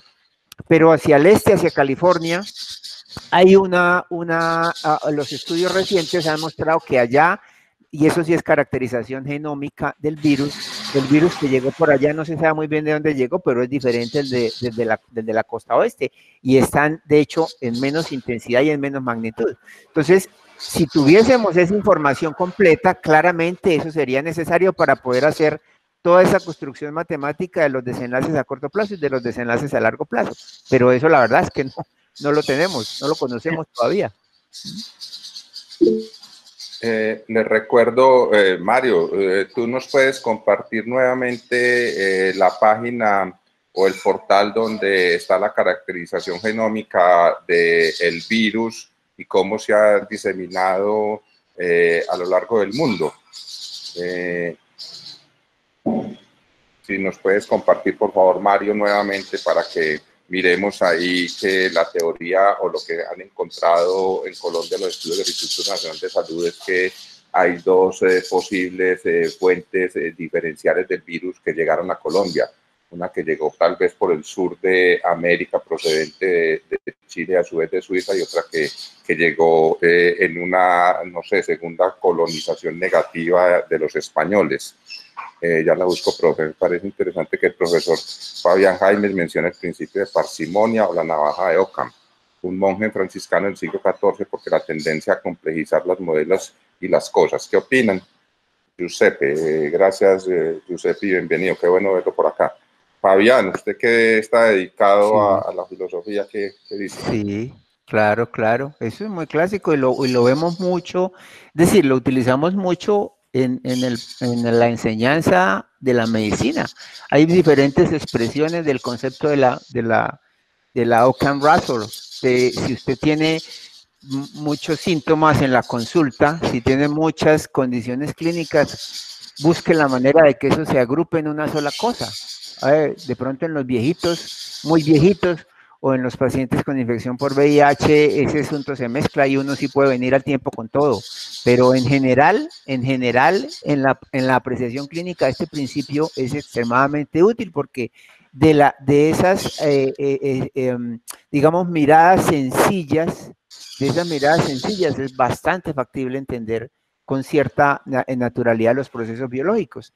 En esto de las epidemias, en esta situación en particular, obviamente, no es tan sencillo hacer esa simplificación, pero en principio, o mejor, el mensaje no es que el modelo para tratar de anticipar cuántos pacientes se nos van a morir por COVID dentro de un año, no es mejor o peor si es más complejo, si tiene más variables o tiene menos variables, sino que no necesariamente el mensaje es, no necesariamente más arameo o más alto valirio lo hace mejor que el que escribimos en castellano macizo. Ese es como el mensaje grande.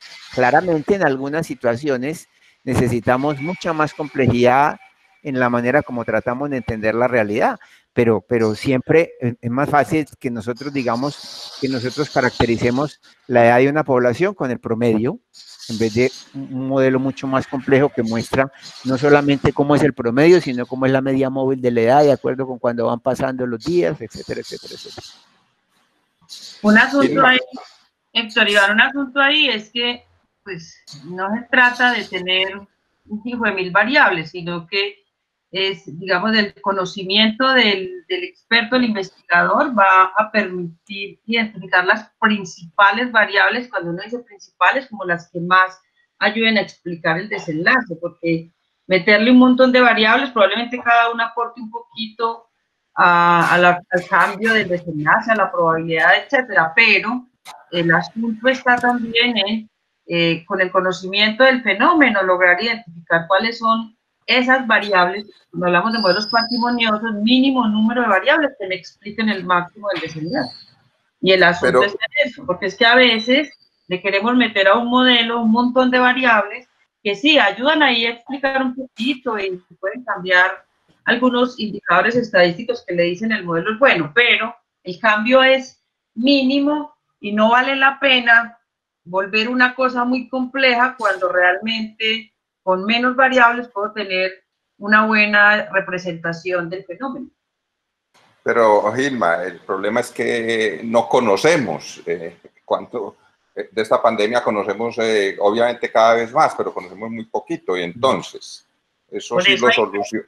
No, hay que ir paso a paso en la identificación de las variables, ahí es donde uno tiene que apoyarse de todos los que saben del cuento, de los virólogos, de todos los clínicos, bueno, todos los que tienen mayores conocimientos del posible comportamiento y lo que se puede esperar del fenómeno.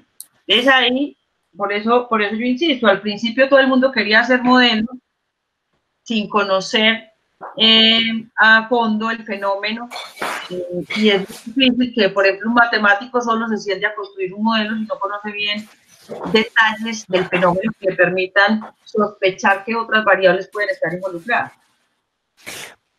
Otra cosa que me parece importante resaltar, Héctor y Gilma, es decir, no solamente es la pasión. A ver, el asunto es, no solamente necesitamos esa combinación de tener el conocimiento de cómo es que se hace el proceso matemático y del conocimiento clínico o el conocimiento biológico de la condición, sino además lo que les estaba insistiendo tanto ahorita y es cuáles son los datos reales de entrada. Miren, ustedes han tenido oportunidad de estar en contacto. Hay una pasión, y eso no solamente es colombiano, hay una pasión en el mundo por el asunto de tratar de saber matemáticamente o numéricamente qué va a pasar con esto. Y yo no sé si alguien esté haciendo como una revisión sistemática en vivo de los modelos que empezaron a circular desde enero o febrero, qué tan acertados han estado en lo que se ha visto hasta ahora. Casi la sensación que tengo de lo que he leído es que casi todo el mundo pecó por exceso y en el camino todo el mundo se ha venido bajando, pero aún en ese venirse bajando, los números no le han dado a nadie. Como yo he visto la cosa, por ejemplo, para Colombia, una cosa una información inicial de mucho visibilidad, que fue la que trabajó esta gente de Suiza. Allá hay unas muchachas también antioqueñas, que fueron las primeras estimaciones, como que entiendo que oficialmente tuvo en cuenta el ministerio, eso salió en Biomédica, después en la misma página del Instituto Nacional de Salud, hay también unos trabajos extremadamente juiciosos y dedicados con base en la información que se tenía de Wuhan y del crucero que tuvo ese cuento del crucero con la infección. Aquí en la Universidad de Antioquia hay compañeros profesores de física de todas partes, es decir, a esto le han tirado un número, lo ha habido y por haber. En algunas partes del mundo, en Singapur, en el MIT de Singapur, ya tienen fechas para cuándo es que la cosa se va a desaparecer en cada país. Entonces ellos ya le pusieron la fecha de octubre no sé qué a Colombia, de noviembre no sé qué a Perú. La sensación que yo tengo es que nos hemos escachado en todo eso, que nada de lo que se predijo estaba ocurriendo.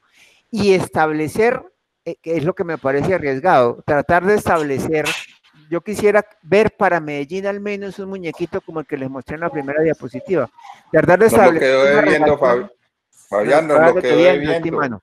Yo estaba esperando los muñequitos de Medellín. Porque es que para poder decir nosotros que en Colombia, en Yopal, en Antioquia, donde sea, es hacer X cosa la que me genera Y cosa, lo primero que tengo que mostrar es una secuencia temporal.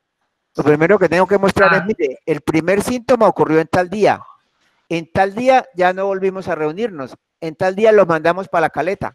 Eso es lo menos que tendría que estar. Entonces, ¿por qué las fechas de hoy, por qué de unos 20 días para acá estamos viendo en Medellín 5 o 6, los últimos 3 días se subieron, pero en Medellín estaban apareciendo 5 o 6 casos por día?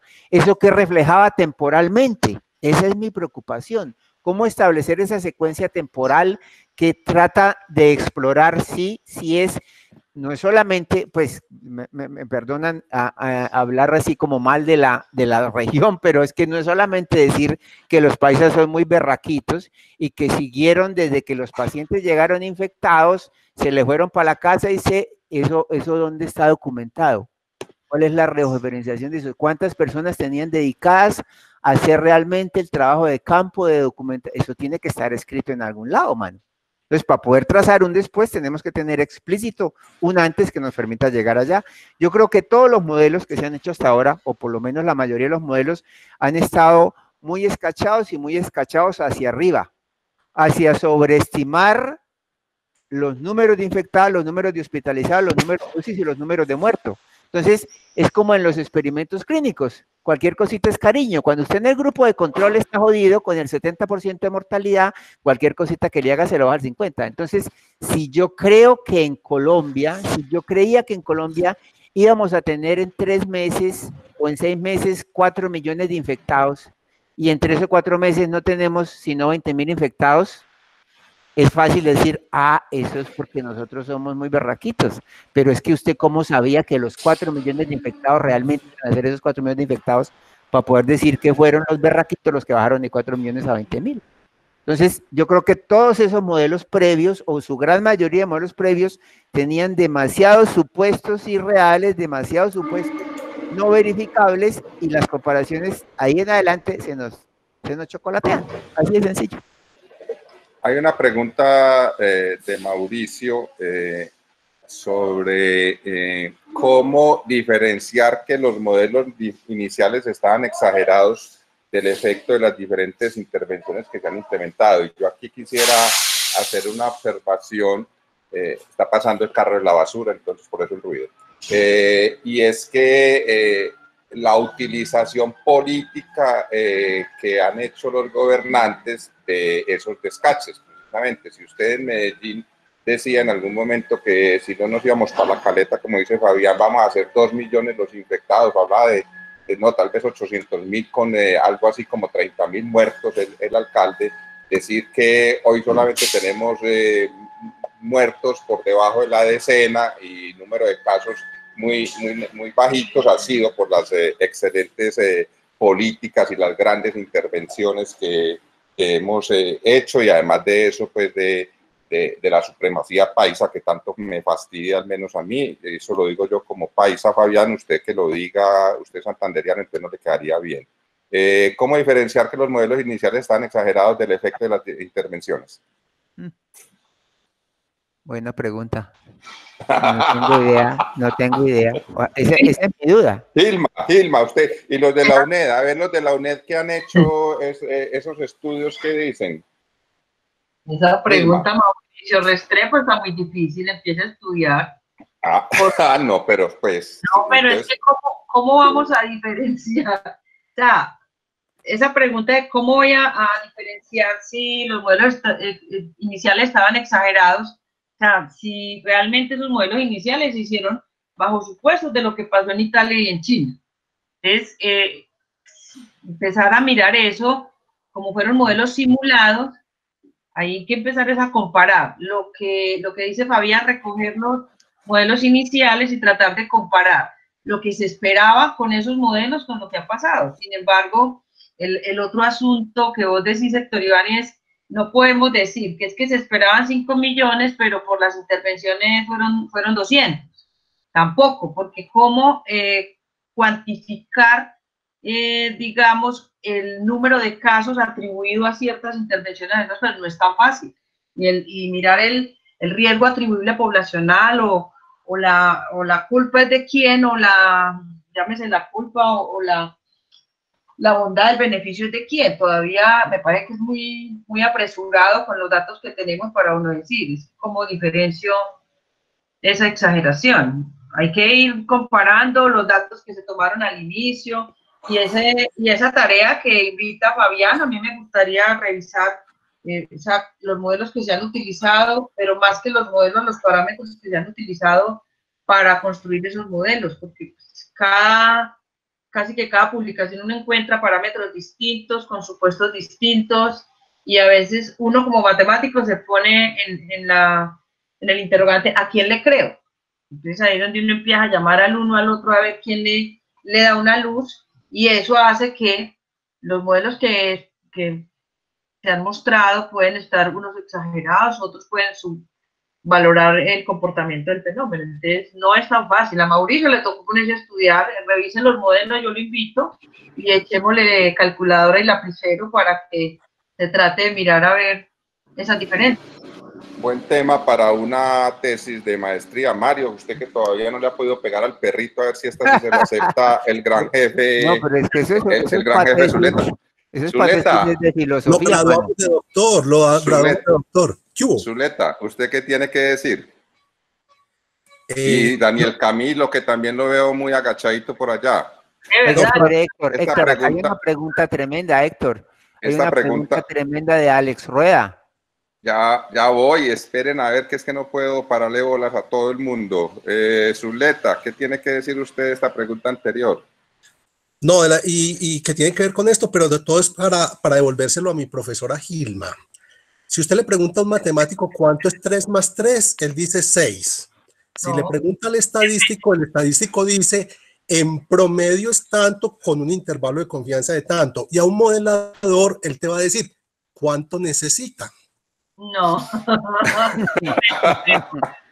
Bueno. 3 más 3 no siempre es 6. 3 más 3 puede ser 3.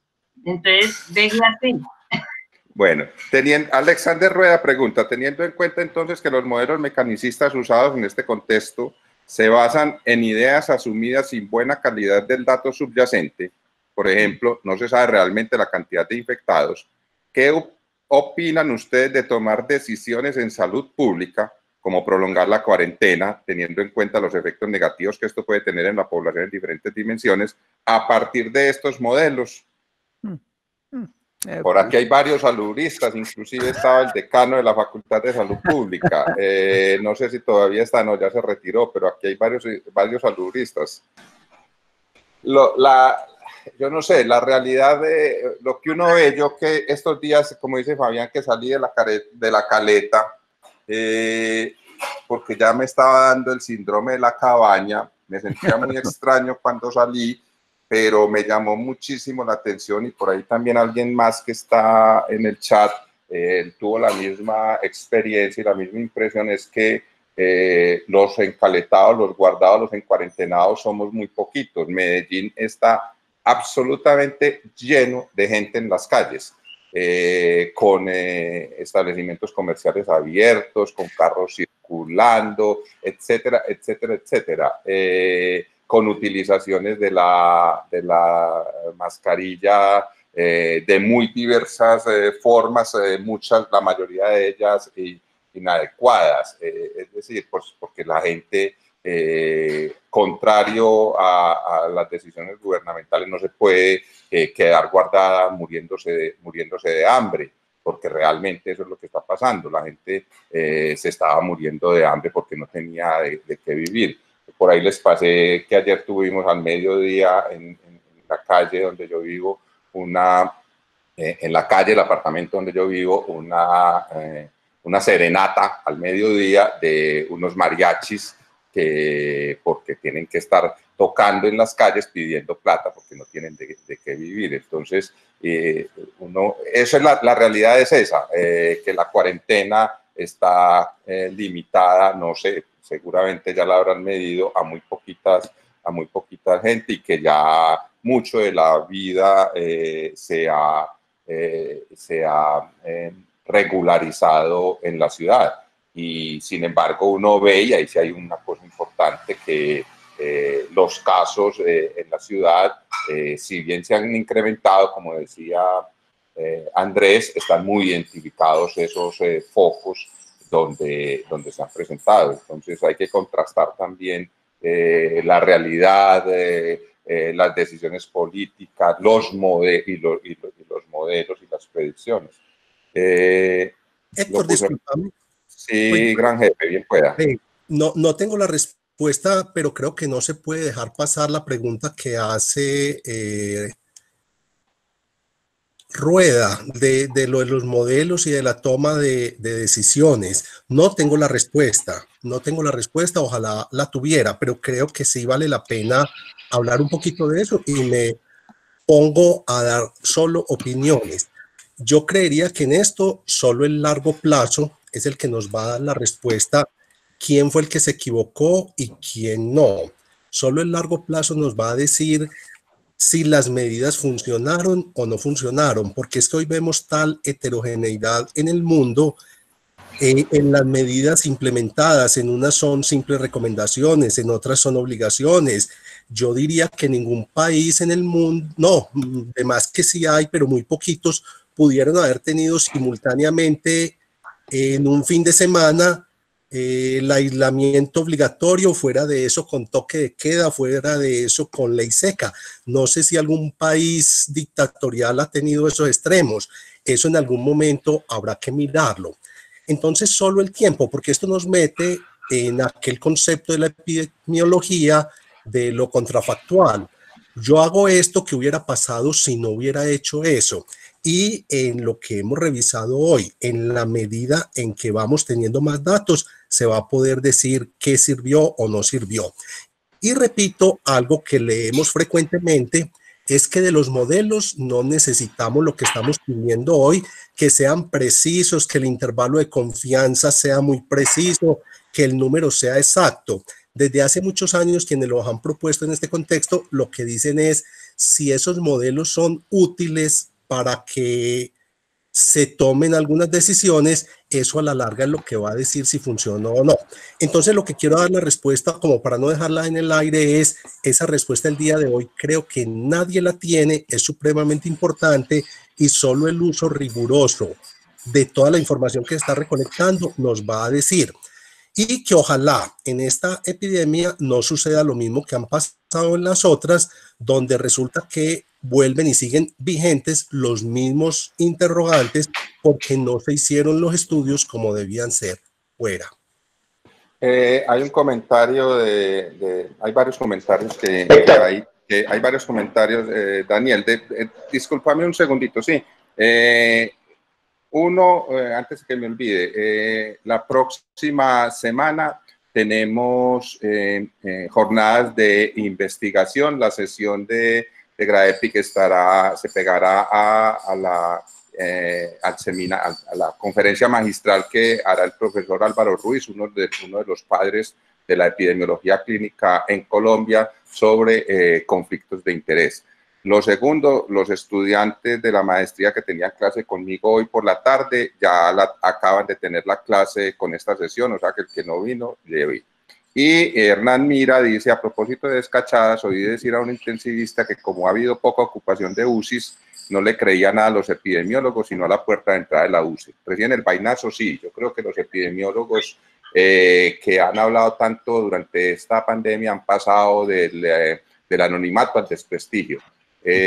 Porque si todo lo que hablaban lo basaban en los modelos. Bueno, Daniel. Hola, buenos días. Hola, buenos días para todos. ¿Cómo estás, Camilo? Gracias, muchas gracias Gilma, muchas gracias Fabián y Héctor por organizar la reunión. Creo que se cumplió pues el objetivo que habíamos conversado, lamento no haber podido participar, pero sí, de eso se trataba, de cuestionar el ejercicio matemático y el ejercicio estadístico que se ha venido realizando. Y todo arranca precisamente de los supuestos que hay detrás, o desde los modelos deterministas, mecanicistas, matemáticos, en donde lo que uno busca es ver si luego la realidad es la que se ajusta a ese modelo, contrario a lo estadístico, donde en lo estadístico lo que buscamos es qué tanto los datos se ajustan a un modelo, y eso hay que tenerlo en cuenta. Por otro lado, también hay que tener en cuenta que cuando hablamos de modelo, un modelo en particular, es una cosa estática, ¿sí? Y los modelos, sean mecanicistas o los modelos basados en datos, los estadísticos propuestos al principio de la pandemia, simplemente estaban reflejando el conocimiento que en ese momento se tenía. Y hoy aún, a pesar de que ya han pasado varios días donde se ha surgido un conocimiento adicional, aún seguimos diciendo que tenemos mucha incertidumbre, que todavía no sabemos nada de la infección. Entonces, ¿cómo pretender también decir que siendo un modelo matemático, un modelo estadístico, va a ser infalible a esa incertidumbre y que va a acertar en algo? Yo lo que creo es que cada vez se deben ir realizando los modelos, planteando los supuestos que se asumieron, porque he visto en estas presentaciones que se presenta el modelo, pero no se presentan los supuestos, no se discuten sobre los supuestos planteados en los parámetros, ¿sí? Y eso qué repercusiones tiene para la toma de decisión en términos de salud pública y la reapertura económica, etcétera, ¿cierto? Y de eso se trataba, yo creo que esta sesión, hacer el cuestionamiento, aunque ante la incertidumbre, cualquier modelo va a ser descachado y que cada modelo hay que estar actualizando. Yo vi por ahí una publicación de un grupo, creo que de una universidad tecnológica de Pereira, donde casi que para esta fecha decía que 40 millones de personas estábamos infectados, o sea, un descache súper exagerado. Entonces, el asunto es como el ego o esa pandemia que surgió donde ya todo el mundo quería hacer sus modelitos, todo el mundo pidiendo código, todo el mundo compartiendo código R para hacer sus propios modelos ante toda la incertidumbre que hemos visto. Yo creo que es simplemente tener actitud conservadora, sea modelos matemáticos o sea modelos estadísticos, plantear los distintos escenarios y eso qué repercusiones tiene para la salud individual, la salud colectiva y el tema de la reapertura económica. Creo que eso se logró en la reunión, dejar un escenario más conservador en términos de la mirada que proponga cualquier persona con los modelos. Antes de darle finalmente la palabra a Fabián, los que quieran pelear con los intensivistas, espero que dentro de 15 días, que los vamos a invitar muy especialmente para hablar de los ventiladores, puedan desquitarse con ellos. Y por aquí hay una pregunta que ¿quién nos entiende? Ángela Patricia, es que dos epidemiólogos juntos es como dos estadísticos juntos. Eso es peor. Y aquí, ¿cuántos somos? No sé, y en el país como ahora ya resultaron más epidemiólogos que, no sé, que inmunólogos. Hay más epidemiólogos en el país que inmunólogos por metro cuadrado. Muy bien, Fabián. Oiga, pero acuérdese que hay, Mona, hay una historia muy graciosa en la epidemiología, y es que ¿cuántos epidemiólogos? Esta es Ángela Cádiz y la Mona. ¿Cuántos epidemiólogos se necesitan para cambiar un bombillo? Se necesitan 10. 1 para que lo cambie y 9 para discutir del método. Entonces, eso aplica para todo. Yo quería agregar algo a lo que estaba diciendo John, y es que yo creo que en esta situación en particular, por acá veo que nos agregaron un link, Jessica nos agregó un link. En esta situación particular, yo creo que ni siquiera la prueba del tiempo, hermano, nos va a dar la respuesta completa. Precisamente por lo que usted dijo del counterfactual. Precisamente porque el tiempo acá no es suficiente para mostrarnos un escenario de comparación válido. Es decir, nosotros tenemos muy bien descrito las diferencias que hubo por países, incluso por regiones dentro de los países, de lo que se está haciendo y de lo que va a hacer. Eso sí lo tenemos full.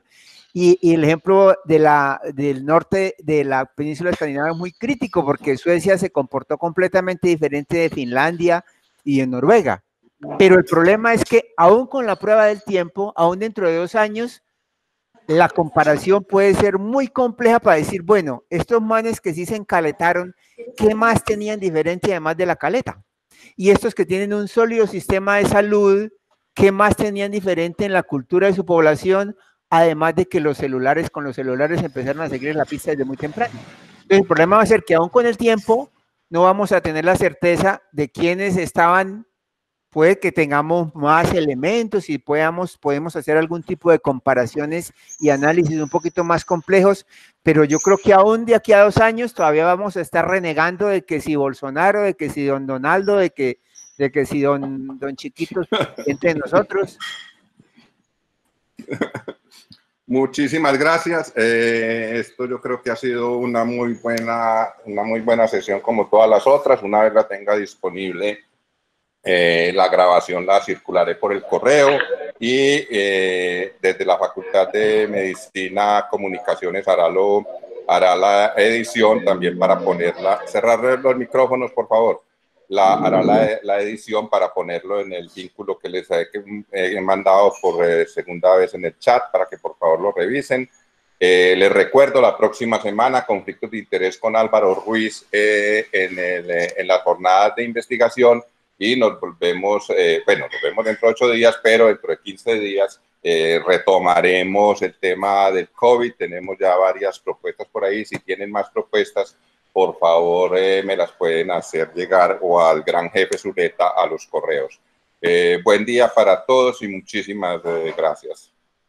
Gracias, Gilma. Gracias, Fabián.